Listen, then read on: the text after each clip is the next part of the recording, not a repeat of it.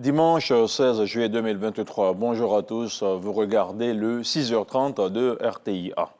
L'ambassade de France en Côte d'Ivoire a aussi commémoré le 14 juillet. Ont participé à la fête le vice-président de la République, Madame la Première Dame de Côte d'Ivoire, le Premier ministre Patrick Achi, des présidents d'institutions ainsi que des membres du gouvernement. Un reportage de Laure Goretti et Alexis Ouedraogo. La résidence de l'ambassadeur de France en Côte d'Ivoire a été le cadre de la célébration du 14 juillet ce vendredi à Abidjan. Le pays est aux côtés de la communauté française avec une forte délégation conduite par le vice-président Thiemoko Mele-Kone. La première dame Dominique Ouattara, le premier ministre Patrick Achi, plusieurs présidents d'institutions ainsi que des membres du gouvernement ont aussi pris part à la célébration. Au cours de son discours, l'ambassadeur Jean-Christophe Béliard se réjouit de l'excellence des relations entre les deux pays. Il se félicite des progrès réalisés sous le leadership du président Alassane Ouattara. Depuis 2011, la Côte d'Ivoire est en paix. C'est un bien précieux que la Côte d'Ivoire cultive et entretient jour après jour. La Côte d'Ivoire a d'autant plus de mérite qu'elle vit dans une région complexe, instable, où le terrorisme gagne du terrain et où des centaines de milliers de personnes sont déplacées ou réfugiées. La jeunesse est la priorité des priorités de la Côte d'Ivoire et la France accompagne autant qu'elle le peut cette priorité avec notre partenariat dans les domaines de l'éducation, de l'enseignement technique, de la formation professionnelle, de l'employabilité des jeunes, du service civique, de l'école de la seconde chance, du financement qui monte en puissance des PME et des start-up. Le 14 juillet est commémoré depuis 1880. La loi faisant de cette journée fête nationale a été promulguée le 6 juillet de cette année.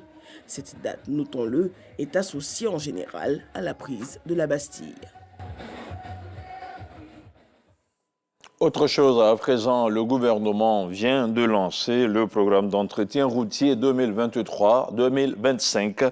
Il concerne notamment la remise en état des routes en terre sur l'ensemble du territoire national. L'objectif est de faciliter le déplacement des biens et des personnes. Le coût des travaux est estimé à environ 75 milliards de francs CFA pour 17 000 km de route. Une rencontre d'échange a réuni les entreprises qui vont travailler sur le projet. Justement, on en parle avec Mahama Traoré. Ce sera le 6e programme d'entretien routier qu'engage le gouvernement depuis 2012.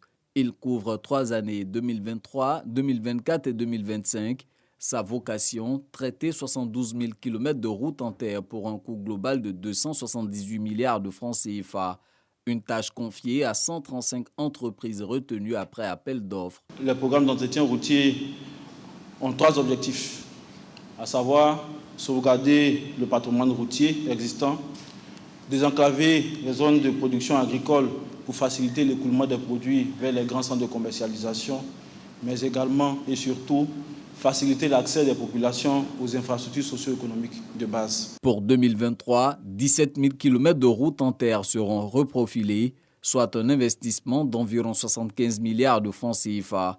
Avant l'exécution des marchés, les structures compétentes que sont le Fonds d'entretien routier, la Direction générale des infrastructures routières et l'Agence de gestion des routes rencontrent les entreprises sélectionnées afin d'échanger sur les éventuelles difficultés qui pourraient entraver les résultats attendus. Les intempéries ne sont pas un facteur bloquant, nous le savons tous, mais alors il est question pour nous de prendre toutes les dispositions idoines pour pouvoir respecter le calendrier que nous nous sommes fixés nous-mêmes. Ils nous ont rassuré que le paiement est disponible. Des difficultés pour avoir des préfinancements avec les banques, on a pris les dispositions avec l'association des banquiers de Côte d'Ivoire.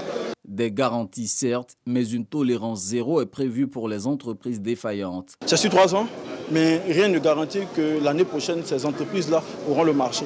Autant on leur donne de la visibilité sur les 3 années, autant si chaque année les résultats escomptés ne sont pas attendus, ces entreprises seront purement et simplement retirées. Le réseau routier ivoirien compte 82 000 km de linéaires, dont 91% de routes en terre.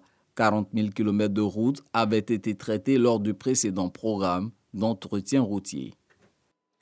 On parle maintenant de sécurité routière avec la commission de suspension et de retrait de permis de conduire qui poursuit son chantier.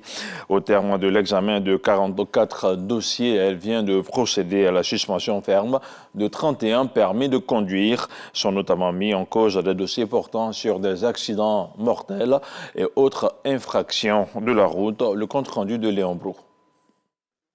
Automobiliste FK face à la commission spéciale de suspension et de retrait du permis de conduire.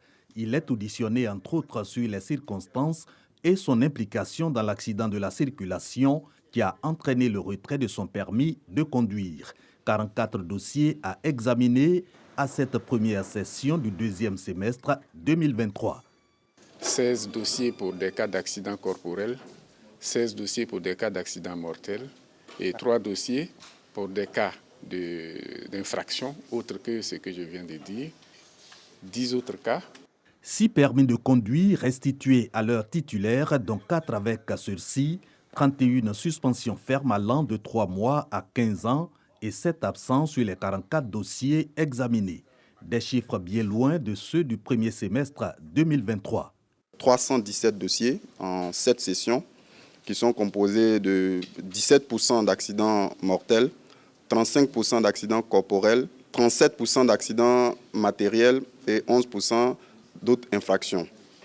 C'est vrai que nous constatons toujours des accidents, mais comparativement à la même période de l'année passée, nous avons une diminution, surtout en ce qui concerne le nombre de tués. Amélioration de la sécurité routière, c'est grâce aux réformes du gouvernement, notamment la vidéo-verbalisation. Toutefois, et au regard de la saison des pluies, la coordination des actions de sécurité routière invite les usagers de la route à redoubler de prudence. Le but, minimiser les décès par accident de la circulation. Autre chose, à présent, la Commission électorale indépendante CEI a rencontré les partis politiques. Elle tenait à faire le point du contentieux de la liste électorale, mais également discuter des irrégularités constatées. Plusieurs groupements politiques ont pris part à la séance de travail qui s'est tenue samedi à Abidjan. Et justement, on en parle avec Moussa Konaté. 14 147 réclamations enregistrées par la CEI dans le cadre du contentieux de la liste électorale. C'est le bilan fait par le président Ibrahim Koulibaly Kuibié à cette séance de travail avec les partis politiques. Sur le total des réclamations reçues, 3 548 ont été jugées irrécevables, soit parce qu'elles ont été formulées hors délai, soit la qualité du réclamant ou du demandeur faisait défaut, soit la réclamation portée devant la commission électorale n'était pas fondée par manque de preuves. Après examen des requêtes qui ont donc été considérées comme recevables, dans le fond, 3 058 réclamations ont été rejetées. 7 541 réclamations ont été jugées valides et reçu une suite favorable. Ces réclamations validées et prises en compte systématiquement par la commission électorale indépendante se déclinent comme suit. 2927 concernant les inscriptions, 3971 concernent les corrections des mentions, c'est-à-dire l'actualisation, et 643 concernent la radiation. La rencontre avec le groupement politique vise également à recueillir leurs avis et préoccupations, notamment sur les cas d'irrégularité constatés. Nous avons le cas des décédés qui figurent encore sur la liste électorale. Nous avons aussi des cas de personnes qui ont usurpé leur identité. À la dernière rencontre avec le président de la CEI, il a déclaré clairement qu'il y avait 3000 cas de personnes qui avaient fraudé sur le certificat de résidence. Et la CEI avait porté plainte contre ces personnes. Parce que ce n'est pas normal. Nous disons merci au président de la CEI, mais nous disons qu'il faut continuer. Certains partis politiques ont soulevé des problèmes qui ont été soumis à la commission centrale. La commission a examiné ces problèmes. La commission nous a fait le point de ces recherches et la commission nous a informé des solutions qui ont été adoptées. Et donc nous considérons que ces solutions contribuent à la fiabilité de la liste électorale, apaisent et rassurent les différents acteurs politiques. Nous avons été heureux que la CEI ait pris en compte nos préoccupations, nos observations et a décidé d'y apporter les solutions idoines. Nous repartons avec le sentiment que ce travail va se poursuivre et de façon progressive nous conduire à avoir une liste électorale propre, crédible, comme nous le souhaitons. C'est l'attitude déjà, la démarche de rencontrer les partis politiques pour porter à leur connaissance tout ce qu'ils ont fait comme travail pendant le contentieux. C'est un souci de transparence qu'il faut saluer, c'est un esprit de transparence qu'il faut saluer. À l'issue des échanges, le président de la CEI se félicite de la bonne ambiance qui a prévalu. Nous avons souhaité que nous ayons une séance de travail au cours de laquelle nous allons donner des réponses à ces irrégularités-là, entre griffes. Et nous nous sommes compris, tout s'est très bien passé et je pense que les solutions ont été trouvées et la liste électorale qui va sortir sera une liste électorale transparente et inclusive parce qu'elle est issue de la volonté de tous les partis politiques. La date de l'affichage de la liste électorale définitive sera connue les jours à venir. Autre chose, à présent, la ministre de la Solidarité et de la lutte contre la pauvreté, Miss Belmonde Dogo, a procédé vendredi dernier au lancement officiel des AVEC, entendez par là les associations de valorisation et d'entraide communautaire. Le ministre de la Promotion de la Bonne Gouvernance, Epiphane Zorobalo, prenait également part la cérémonie. Ensemble, ils ont félicité les femmes de la région pour le travail qu'elles abattent au quotidien. Des femmes qui ont reçu de nombreux dons. Le reportage de Michel Mambo. Boisflé, place Tchéntchen.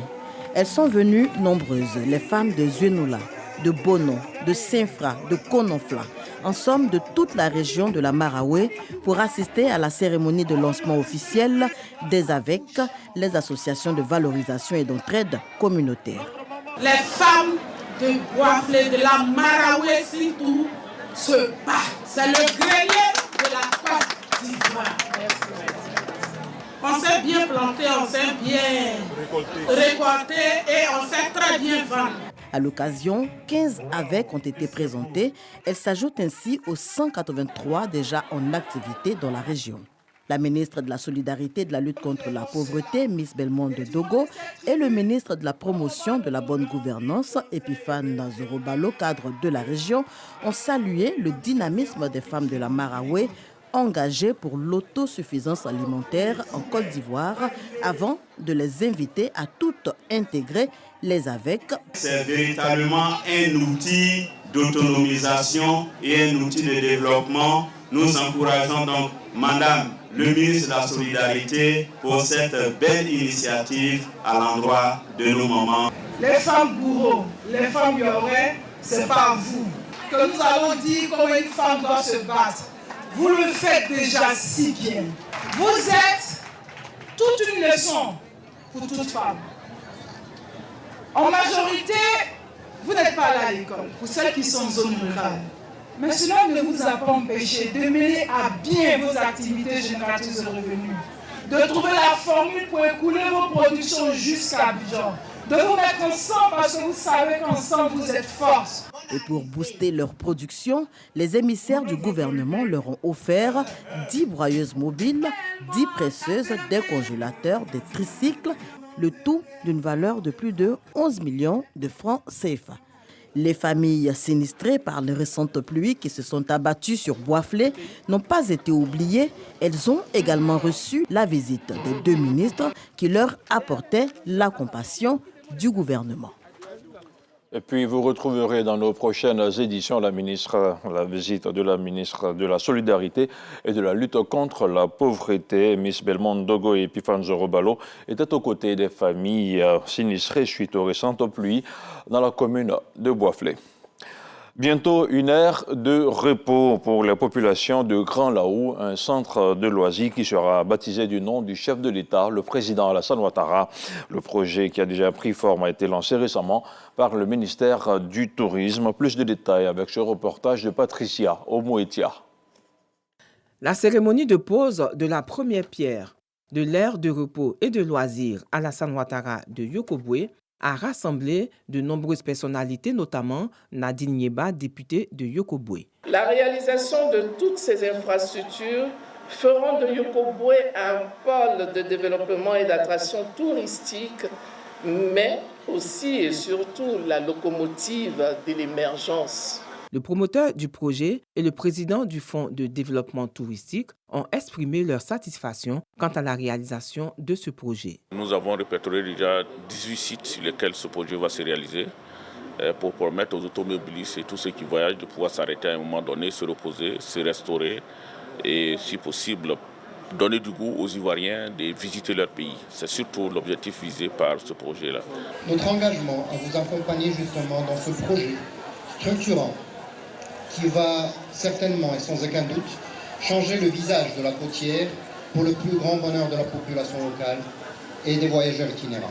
Pour le ministre du Tourisme, Siandou Fofana, cette infrastructure transformera la localité de Yokobwe tout en favorisant son développement économique. C'est d'identifier les zones porteurs de croissance et nous pensons qu'ici, si nous implémentons une envergure de projet de cette dimension et que nous continuons à l'étendre, ça ne peut que impacter positivement la croissance de ce territoire. Cette initiative, portée par le Fonds de développement touristique, s'inscrit dans la stratégie de développement touristique Sublime Côte d'Ivoire. Dans l'actualité internationale, la situation dans l'est de la République démocratique du Congo est au cœur d'une réunion de l'Union africaine au Kenya. Plusieurs chefs d'État et de gouvernement sont attendus ce dimanche 16 juillet à Nairobi. Dans la capitale kenyane se tient la 5e réunion de coordination semestrielle de l'Union africaine. Elle réunit notamment les membres du bureau de la conférence de l'UA, les chefs d'État des comités économiques régionaux et le président de la Commission de l'Union africaine. Il s'agit pour chaque grand ensemble économique du continent de faire un état des lieux et d'évoquer l'intégration régionale. Un sommet où il sera également question de conflits et crises qui affectent notre continent. Et puis en Centrafrique, le coup d'envoi de la campagne pour le référendum du 30 juillet prochain a été lancé hier samedi officiellement à Bangui par le président Faustin Archange Touadéra. Plusieurs milliers de sympathisants du mouvement Cœur Uni, le parti de la majorité présidentielle, étaient présents à ce meeting. Durant 2 semaines, les partisans du oui et ceux du non devront convaincre les Centrafricains. Merci de nous avoir suivis. Restez surtout sur RTI 1. Nos programmes se poursuivent.